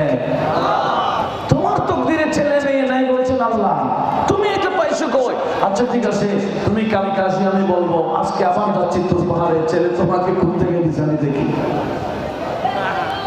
কোথায় গেছেন। মুসা কালিমুল্লাহ তোর পাহাড়, মুসা কালিমুল্লাহ নরম না গরম? এখন মাথা ঠিক না খারাপ? টেম্পার লো না হাই? High temper. ও খোদা, তুমি আমার বিদ্যুৎ কেন করছো? বলে কি হয়েছে? তুমি না বলছিলে আমাদের উম্মতের তকদিরে ছেলেও নাই মেয়েও নাই, আজকে দেখি ছেলে একটা নিয়ে আসছে, এটা নাকি তার ছেলে। আল্লাহ বলে, হ্যাঁ ওইটা তো তার ছেলে, তবে ছেলেটা কোথায় পাইছে আমি পরে বলবো, এর আগে আপনি একটা কাজ করতে হবে। মুসা কালিমুল্লাহ বলেন, কি কাজ করব? আমার আল্লাহ বলেন, অমুক বাজারে যাও, ওই বাজার থেকে আমি আল্লাহর জন্য কিছু মানুষের মাংস নিয়ে আসো। বাজারে কি মানুষের মাংস বিক্রি করা হয়? একটু জোরে বলুন না। আল্লামা জালালউদ্দিন রুমি নোট করতেছেন, এগুলো মামুলি নয়। আরিফ বিল্লাহ আল্লামা রুমি, আরিফে রুমি, একটু জোরে বলুন মারহাবা। মুসা কালিমুল্লাহ গেলেন, দেখলেন বিরাট বাজার, গরুর গোশত আছে, মহিষের গোশত আছে, ছাগলের গোশত আছে, ওটার গোশত পাওয়া যাচ্ছে, ছাগলের গোশত পাওয়া যাচ্ছে, ভেড়া দুম্বার গোশত পাওয়া যাচ্ছে, মানুষের গোশত তো নেই। মানুষের গোশত একবার এদিকে হাঁটে আরেকবার এদিকে যাই, অনেক ঘোরাঘুরি করার পরে দেখতেছি মানুষের গোশত কোথাও বিক্রি করা হচ্ছে না। এরকম মানুষের বিক্রি যদি করে, যিনি করতেছেন ওনারটাও হবে না? হ্যাঁ, কেউ কি করবে এরকম? এখন আল্লাহ পাঠাইছেন মানুষের গোশত নেওয়ার জন্য, আর মুসা কালিমুল্লাহ দৌড়তে দৌড়তে হয় না। এখন খালি হাতে বাজার থেকে বের হয়ে গেল, চেহারা মলিন বের হচ্ছে, কারণ খালি হাতে যাইতে হচ্ছে, কোথাও আর মানুষের মাংস নাই। দেখতেছেন মুসা কালিমুল্লাহ বাজার থেকে বের হচ্ছেন, আর ঠিক ওই দিক থেকে ওই বন্দা আসতেছে। কোন বন্দা? ওই ফকির আসতেছে। একটু জোরে বলুন না সুবহানাল্লাহ। কোন ফকির? ও রুটি খাইছিল, ওই ফকিরটা আসতেছে। সালাম কালাম হলো। ফকির জিজ্ঞেস করলেন, ও আল্লাহর কালিম, আপনার চেহারা মলিন দেখছি, ঘটনা কি? বলে, বলিও না, আমার আল্লাহ এই বাজারে আমাকে পাঠিয়েছেন মানুষের মাংস নেওয়ার জন্য, কোথাও মানুষের মাংস বিক্রি করা হচ্ছে না। আমি এখন কি করব? মানুষের মাংস তো পাই নাই, সেজন্য চেহারা মলিন। ওই ফকির বললেন, মুস্কে হাসি দিয়ে বলেন, ও আল্লাহর কালিম, আপনার কাছে আপনার তো থলে দেখা যায়, থলের মধ্যে কোনো চুরি টুরি আছে কিনা? বল, আছে তো। বলে, আপনি এভাবে খালি হাতে কিভাবে যাবেন? আল্লাহ না পাঠাইছেন মানুষের মাংস নিতে? আমি তো মানুষ, আমি তো মানুষ। ও আল্লাহর কালিম, আপনার থলে থেকে চুরি নেন, আমার শরীর থেকে মাংস কেটে আপনি আপনার রবের জন্য নিয়ে যান। কি নিয়ে যান? আমরা দিব? এই ব্যক্তির মধ্যে কত ডর, আর এই মাংস দিবে। ফকির মাংস নেওয়ার জন্য রেডি। মুসা কালিমুল্লাহ মাংস দেবেন, ফকির মাংস দেবেন। সুবহানাল্লাহ। প্রথমে হাত থেকে নিল, এভাবে মাংস কেটে নিচ্ছেন। ফকির উফ শব্দ বলে না, হাসতেছে। মুসা কালিমুল্লাহ ওনার শরীর থেকে মাংসের টুকরা একটা নিলেন, গোটা শরীর রক্ত লাল হয়ে গেল। এই ফকির বলছেন, ওগো আল্লাহর কালিম, আপনার প্রভু যদি মাংস গ্রহণ না করে, পছন্দ না করে, একটা রান থেকে দেন না। এই ফকির রান থেকে একটা মাংসের টুকরা দিলেন, গোটা শরীর রক্ত লাল হয়ে গেল। মাংস নিয়ে ফেললেন আল্লাহর নবী, আল্লাহর কালিম মুসা কালিমুল্লাহ। এবার বলেন, ওগো কালিমুল্লাহ, আপনার প্রভু যদি রানের গোশত পছন্দ না করে, একটা মুখ থেকে দেন না। এইভাবে গোটা শরীরের বিভিন্ন অঙ্গ থেকে ফকির নিজের শরীর থেকে গোশত মাংস দেওয়া শুরু করলেন। বিভিন্ন অঙ্গ থেকে মাংস দিতে দিতে হযরত মুসা কালিমুল্লাহ চুরির মধ্যে মোটামুটি মাংস হয়ে গেল। উচ্ছ্বাস বলুন সুবহানাল্লাহ। এই মাংস দিয়ে ফকির চলে গেলেন। ওদিকে আল্লাহর নবী মুসা কালিমুল্লাহ তুর পাহাড়ে গেলেন। আল্লাহ দিলেন না, আমার কালিম, আমার জন্য কি মাংস আনছেন? কালিমুল্লাহ বলে, হ্যাঁ আনছি তো। আল্লাহ বলে, এবার বলুন, হে আমার কালিম, আমি তো বলেছিলাম আপনার উম্মতের তকদিরে ছেলেও ছিল না, মেয়েও ছিল না, কিন্তু যেই বান্দা নিজের শরীর থেকে মাংস কেটে আমি আল্লাহর জন্য পাঠাই দিচ্ছে, ওই বান্দা একটা রুটি খাইয়া যখন হাত তুলে দিয়েছে, আমি আল্লাহকে বলে দিয়েছে, খোদা, ওই বান্দার তকদিরে ছেলেও নাই, মেয়ে নাই, এরা তো আমাকে একটা রুটি খাওয়াইছে, আমি দোয়া করে দিলাম এদের তকদিরে একটা ছেলে দিয়ে দাও। যে বান্দা নিজের শরীর থেকে ভাবে মাংস দিয়ে ফেলতে পারে, আমাকে এভাবে রাজি করেছে, ওই বান্দা হাত তুলে দোয়া করে দিলে আমি কিভাবে ফেরত দিতে পারি? জোরে বলুন সুবহানাল্লাহ। মূলত ওই ফকির বান্দা রুটি খাইয়া দোয়া করেছে, আর আমি আল্লাহ তকদিরে লিখে দিয়েছি। এটা সূরাতুর রাদের মধ্যে 38 নম্বর 39 নম্বর আয়াতে আমার আল্লাহ এগুলা এভাবে বয়ান দিয়েছেন। আল্লাহ বলেন ইয়ামুল্লাহু মা ইয়াশা ওয়া ইউথবিতু ওয়া ইনদাহু উম্মুল কিতাব। একটু জোরে বলুন। তাহলে তাকদীরে না থাকলেও আল্লাহর বন্ধুর দরবারে আসলে পাওয়া যায়। কথা বোঝা যাচ্ছে? এগুলাকে আমরা মন গড়া বলতেছি, কোরআনের দলিল দিচ্ছে, একটু শুনুন। সেজন্য আমার কবিরা এভাবে বলে, নিগাহে ওয়ালি মে আহে ওয়ালি মে ये तासीर देखी बदलती हजारों की तकदीर देखी तकदीर देखी सना दुनिया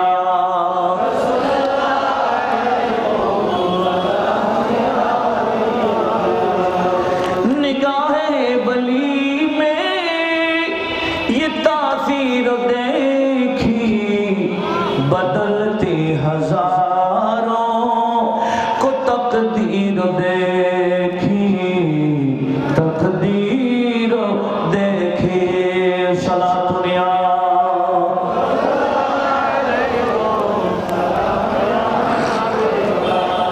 আমার আল্লাহ বলছেন ইয়ামহুল্লাহু মা ইয়াশা, তাকদীরে যা লেখা আছে আমি আল্লাহ চাইলে মুছে দিতে পারি। সুবহানাল্লাহ বলেন। আমাদের তাকদীর আছে না? এরা কথা বলে না, খারাপ লাগেনি? সিয়াসিত্তার সব কিতাবে আছে। আমাদের তাকদীর লেখা হয়েছিল কখন? যখন আমরা দুনিয়াতে আসি নাই। আমরা দুনিয়াতে কোথায় ছিলাম? মায়ের গর্ভে। কোথায় ছিলাম? সিয়াসিত্তার সব কিতাবে আছে আমরা সবাই মায়ের গর্ভে 40 দিন বীর্য আকারে ছিলাম। 40 দিন পার হওয়ার পরে একটা রক্ত জমাট হয়েছিল। এই রক্ত জমাটে 40 দিন, ওই 40 দিন পার হওয়ার পরে এটা মাংসের টুকরা হয়ে যায়, এরপরে হাড্ডি হয়। 40 দিন পর পর পরিবর্তন। ঠিক মায়ের গর্ভে যেভাবে 40 দিন পর পর পরিবর্তন হয়, মানুষ দুনিয়াতে আসার পরও 40 দিন পর পর পরিবর্তন হয়। এই শুধু দুনিয়াতে না, এমনকি কবরে ঢুকাই দিল 40 দিন পর পর পরিবর্তন হয়। উচ্চ আওয়াজে বলুন। 40 দিন পর্যন্ত কবরবাসী যারা চেনা ওই কবরবাসী, এরা অপেক্ষায় তাকে আত্মীয় স্বজনের দিকে কি কি পাঠাচ্ছে। আর 40 দিন পর্যন্ত নবীরা এরা রেস্ট করেন। এরা মানুষের সওয়াবের দিকে মুহতাজ না। এরা 40 দিন কি করেন? নবীগণ রেস্ট করেন। 40 দিন পার হয়ে গেলে এনারা এবার নামাজ পড়া শুরু করে দেন। কারা? নবীগণ 40 দিন পর। আমাদের দেশে 40-এর হিসাব আছে কি না? এই হিসাব কি সবাই করে? আমরা করলে কেউ বেকার বলে। আমরা 40-এর হিসাব করলে কেউ বা কি বলে? তাহলে এদের ইতিহাস এগুলা জানা। আমরা দুনিয়াতে আসার আগেও 40 গণেছেন কে? আল্লাহ বলেন না কে? কেন আমাদের পরিবর্তন হয়েছিল কয়দিন পর পর?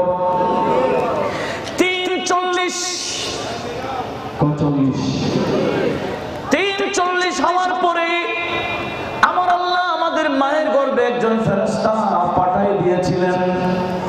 ওই ফেরেশতাকে আমাদের ব্যাপারে 4টা জিনিস লেখা দিয়েছেন। কয়টা? সবার মনোযোগ কামনা করছি।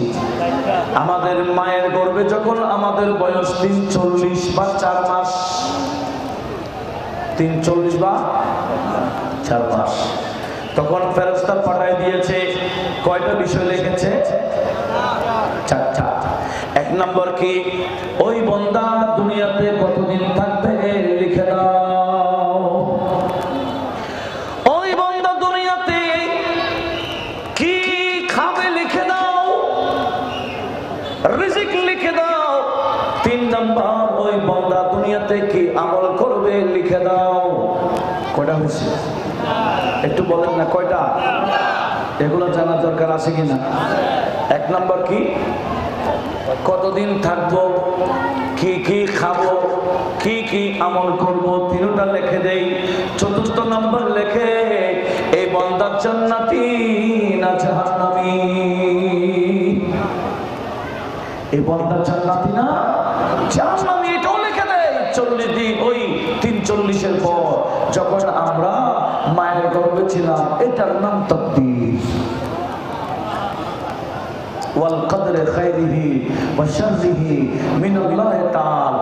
আমরা যে ঈমান এনেছি ওই তাকদীরের উপর, একটু আওয়াজ দিয়ে বলুন না সুবহানাল্লাহ। লক্ষ্য করুন, ওই যে তাকদীর আমাদের মায়ের গর্ভকালীন থাকাকালীন লেখা হয়েছিল, ওই তাকদীরের কথা আমার আল্লাহ কোরআন শরীফে বলতেছেন, ইয়ামহুল্লাহু মা ইয়াশা ওয়া ইউসবিতু। আল্লাহ বলে আমি চাইলে তাকদীরটাকে মুছে দিতে পারি, অথবা যেরকম আছে সেরকম রেখে দিতে পারি।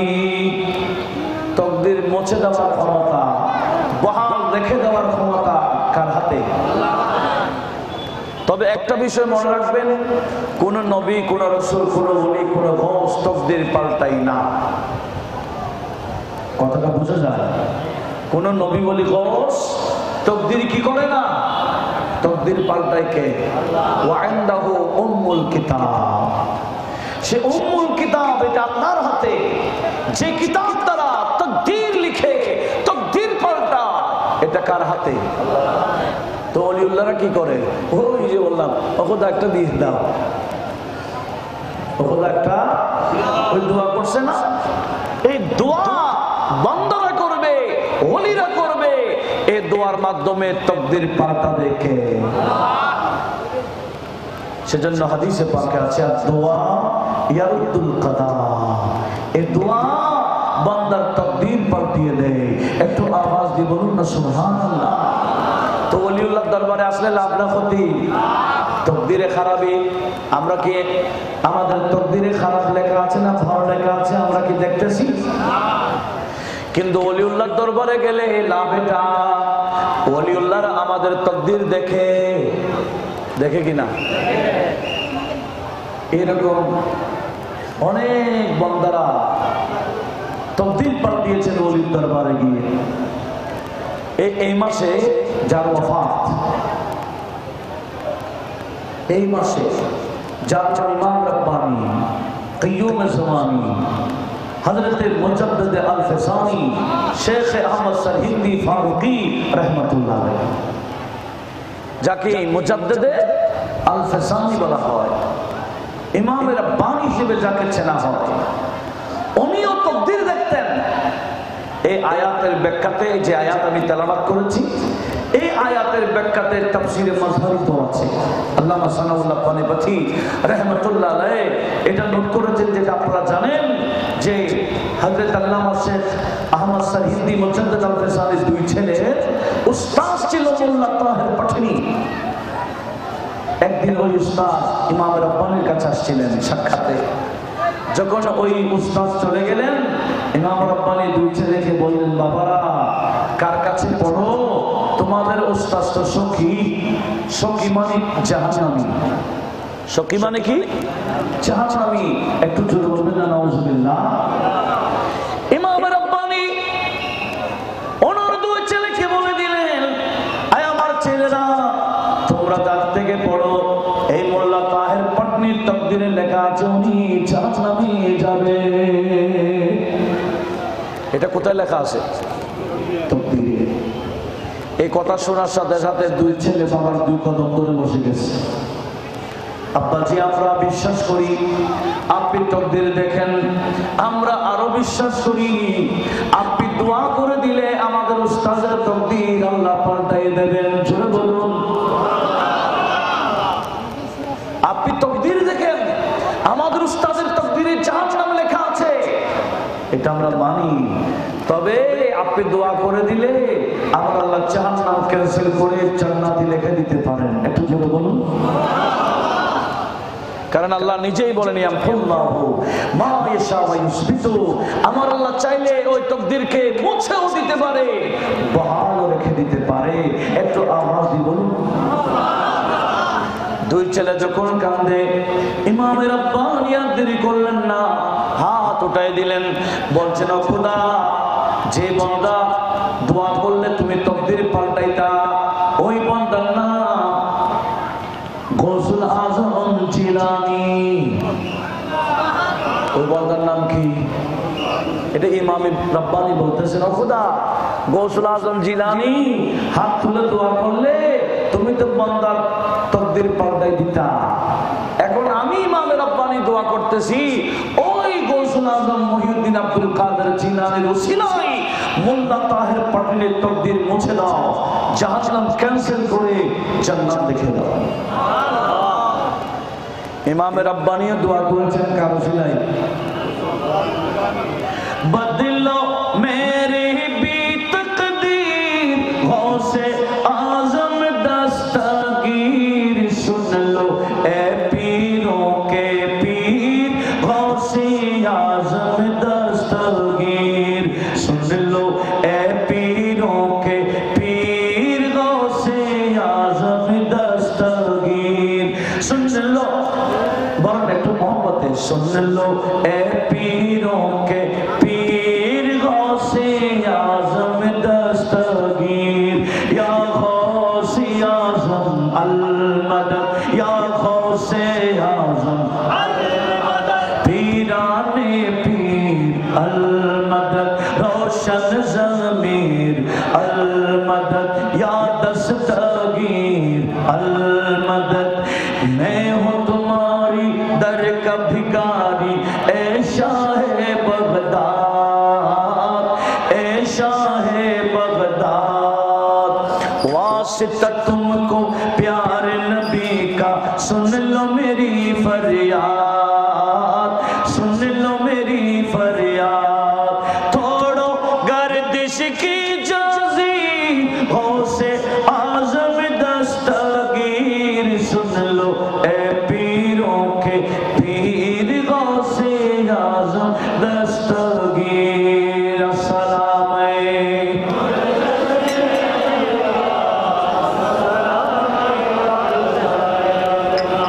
बदलो मेरे भी तकदीर गौसे आज़म दस्तगीर, सुन लो है पीरों के पीर गौसे आज़म दस्तगीर। अस्सलाम जुरे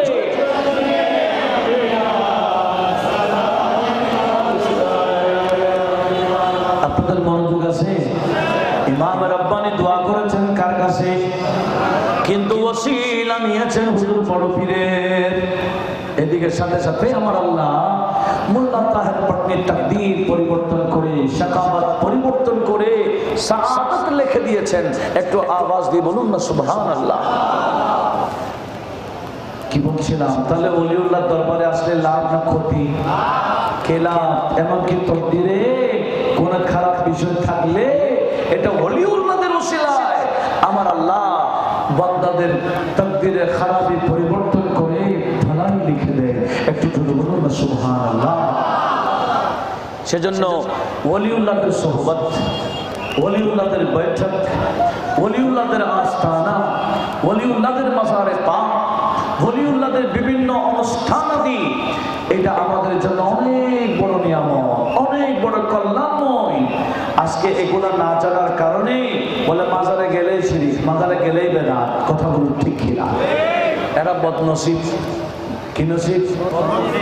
এরা কোফাল খারাপেরই। আমরা বলি না কোফাল খারাপ, এটা বদনসিব। আর যাদের খুশ নসিব, এই সমস্ত বান্দারা ওলিউল্লাহদের দরবারে আসে। আমার আল্লাহ ইনাদেরকে ওলিউল্লাহদের আস্তানাতে আসার সুযোগ করে দেয়। এই ওলিউল্লাহদের উসিলায় ইনাদের তাকদীরের মধ্যে খুশকিসমত লিখে দেওয়া হয়। একটু আওয়াজ দিয়ে বলুন না সুবহানাল্লাহ। তো কি বলতে চেয়েছিলাম, এই দেশেই, শুধু এই দেশে না, গোটা মহাভারতে যে সমস্ত বান্দাদের উসিলায় আমরা ইসলাম পেয়েছি, আমার আল্লাহ বলেন ফাল ফারিকাতি ফারকা ওলিউল্লাহরা হলেন ফরজকারী। আর কে? এরপরে আমার আল্লাহ কি বলছেন? আমি যে আয়াত শুরুতে সূরা মুরসালাত থেকে আপনাদেরকে শোনাইছিলাম সেই আয়াতের দিকে আবার আসতেছে, একটু লক্ষ্য করুন। এরপরে আমার আল্লাহ বলে ফাল মুলকিয়াতি যিকরা। আল্লাহ বলে আমার ওই বান্দা যাদেরকে এক জায়গা থেকে অন্য জায়গায় প্রেরণ করা হয়, যাদের বৈঠকে গুনাহগার বান্দা বসলে গুনাহ মাফ হয়, যারা ইসলাম প্রচারক, যারা হক এবং বাতিলের পার্থক্যকারী, এরা কেমন?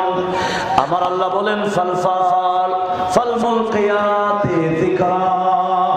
যাদের কলবের মধ্যে আল্লাহর জিকির নাই, ওইরকম বান্দাদের কলবের মধ্যে আমার ওলিউল্লাহরা কলবের মধ্যে জিকির চালু করে দেয়। জোরে বলুন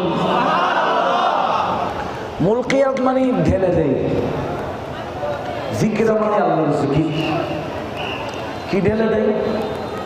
শুধু চা ঢালে দেন, জিকিরও ঢালে। কি আল্লাহ কি বলছেন? ফাল মুলকিয়াতি যিকরা। এই ওলিদের বৈশিষ্ট্য কি?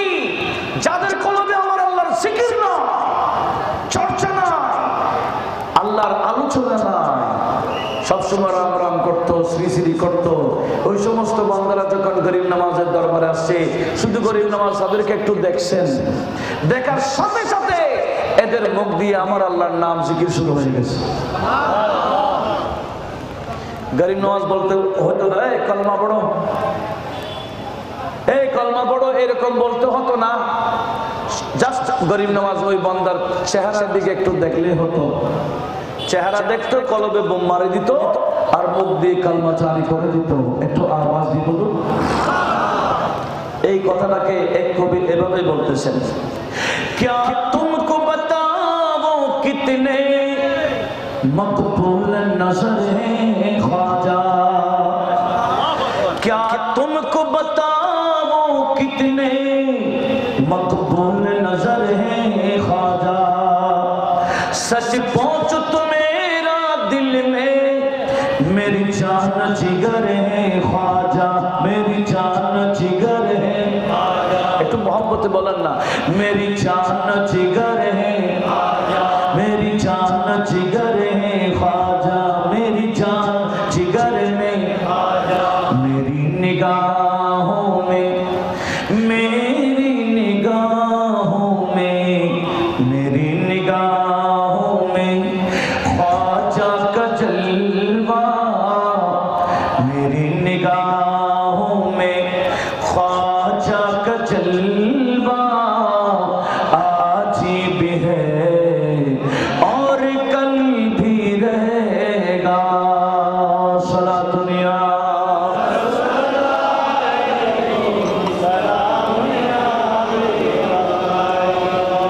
क्या तुमको बताओ कितने मकबूल नजर है ख्वाजा, सच पहुंचो तो मेरा दिल में मेरी जान जिगर है ख्वाजा, मेरी जान जिगर है ख्वाजा, मेरी निगाहों में, मेरी निगाहों में, मेरी निगाहों में ख्वाजा का जलवा, ख्वाजा का जलवा आज भी है और कल भी रहेगा।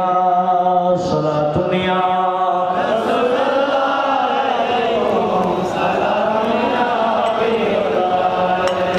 भाई से कभी एक भाई छूटेगा ना छूटेगा, भाई से कभी एक भाई छूटेगा ना छूटेगा, ख्वाजा पिया ने हमको महशर में ना छूटेगा, महशर में ना छूटेगा।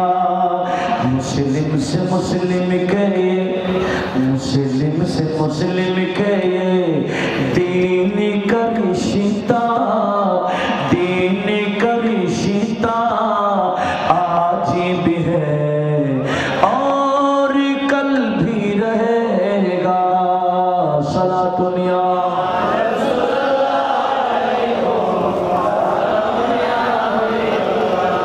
ওলিউল্লাহরা বন্দর কলবে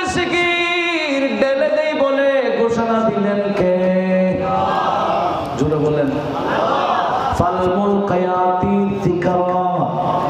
আল্লাহ বলে আমার ওই মুরসালাত বান্দারা, ইসলাম প্রচারক বান্দারা, বেদিনের কলবের মধ্যে আমি আল্লাহর জিকির ঢেলে দেই। তাহলে এই দেশে গোটা বিশ্বে এরকম ওলিউল্লাহরা মানুষের কলবে আল্লাহর জিকির ঢেলে দিয়েছিল। কথা বলুন ঠিক কিনা? গরিব নওয়াজ যখন ভারতে প্রচার আসছিলেন, মুসলমান তেমন নাই বললে চলে, কিন্তু গরিব নওয়াজের ইন্তেকালের সময় লক্ষ লক্ষ মুসলমান এদের কলবে জিকির ঢেলে দিলেন গরিব নওয়াজ। বেশি দেরি হতো না, শুধু একটা নজর দিলেই হতো, একটা দৃষ্টি দিলেই তাদের কলব থেকে জিকির চালু হয়ে যেত। একটু আওয়াজ দিবেন না সুবহানাল্লাহ? একটু লক্ষ্য করুন। এরপরে আমার আল্লাহ বলছেন কি, উযরান আও নুযরা। ওলিউল্লাহর দরবারে মানুষ বিভিন্ন ওজর নিয়ে আসে, নজর নিয়ে আসে। একটু জোরে বলুন না সুবহানাল্লাহ? আল্লাহ বলে এই সমস্ত বান্দাদের আমি সিফত বয়ান করেছি, এদের শপথ করে বললাম ইন্নামা তুআদুনা লা ওয়াক্ত, আমি যেই দিনের ওয়াদা তোমাদেরকে দিয়েছি অর্থাৎ কিয়ামতের ময়দান, সেই দিন একদিন না একদিন বাস্তবায়ন হবেই হবে। একটু আওয়াজ দিয়ে বলুন না সুবহানাল্লাহ? এই যে তাহলে বোঝা গেল ওলিউল্লাহদের ইসলাম প্রচারক, এটাকে আমার পকেট থেকে বলতে হবে না, কোরআনে আছে এবং হাদিসে পাকে আমার নবীজি ব্যাপকভাবে বলে দিয়েছেন। আল্লাহর কিছু বান্দা আছে যাদেরকে আমার আল্লাহ বেছে নিয়েছেন, এরা শুধু বান্দাদের প্রয়োজন মিটাবে। একটু বলুন না সুবহানাল্লাহ? এখনো এই আমির ভান্ডার দরবার বলেন, মেজ ভান্ডার দরবার বলেন, সেই সিরকুটের দরবার বলেন, এভাবে যতই দরবার বাংলাদেশে আছে, বাংলাদেশের বাইরে আছে, মানুষ ওনাদের দরবারে এমনি যায় না, প্রয়োজনেই যায়। কথা বলুন ঠিক কিনা? সমস্যাই পড়লে যায়, সমাধান নেওয়ার জন্য যায়। এই কথাটা আমার নবীজি হাদিসে পাকেই ঘোষণা দিয়েছেন। আল্লাহ সবাইকে বোঝার তৌফিক দিক। একটু জোরে বলুন না আমিন? আর আমাদের বাংলাদেশের জন্য বিশেষ করে এই চট্টগ্রামে ওলিউল্লাহ বেশি আসছেন। কোথায়? এই চট্টগ্রাম ওলিউল্লাহ দেশ, ওলিউল্লাহদের রাজধানী। কেন? কারণ এই যে সাগর আছে, চট্টগ্রামের যে সাগর আছে, অন্য কোথাও এই সাগরটা আছে? এই সরাসরি বড় বড় সাগর দিয়ে আল্লাহর ওলিরা অনেকে স্টিমার করে আসছে, অনেকে আবার পাথরকে স্টিমার বানাই দিয়েছে। ঠিক না? বড় বড় পাথরকে কি বানাই ফেলছে? স্টিমার বানাই ফেলছে। পাথর পানিতে ভাসে না ডুবে? কিন্তু ওলিউল্লাহদের নজর পড়লে পাথরও ডুবে না, এই পাথর স্টিমারের কাজ করে। ওই পাথরে বসে ওলিউল্লাহরা আমাদের দেশে আসছেন। ওই পাথরগুলো বিভিন্ন মাজারে পাকে এখনো সংরক্ষিত আছে। কথা বলুন ঠিক কিনা? শাহ মোহসেন আউলিয়ার মাজারে নাই, বদর শাহ আউলিয়ার মাজারে নাই, এরকম বিভিন্ন বাংলাদেশের বিভিন্ন মাজারের মধ্যে এই পাথরগুলো সংরক্ষিত আছে, যে পাথরগুলোর মাধ্যমে ওলিউল্লাহরা পানিতে বেশি বেশি আসছিলেন। একটু জোরে বলুন না সুবহানাল্লাহ? আমি আপনাদেরকে থেকে জানতে চাই, ইনারা কি আসছিলেন না ওনাদেরকে পাঠাইছেন? আমি শুরুতে বলেছিলাম ওনারা আসেন না, ওনাদেরকে পাঠানো হয়। তো যাদেরকে পাঠানো হয় ইনাদেরকে বলেছিলাম মুরসালাত বলা হয়। ওই মুরসালাত বান্দাদের শপথ নিয়েছেন এই সূরার শুরুতেই। একটু আওয়াজ দিয়ে বলুন না সুবহানাল্লাহ? আল্লাহ পাক সুবহানাহু ওয়া তাআলা যারা বুঝে না এদের সবাইকে বোঝার তৌফিক দান করুন। একটু মহব্বতের আওয়াজে বলুন না আমিন?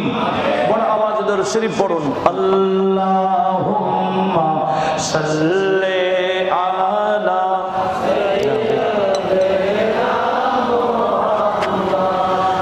নবীনা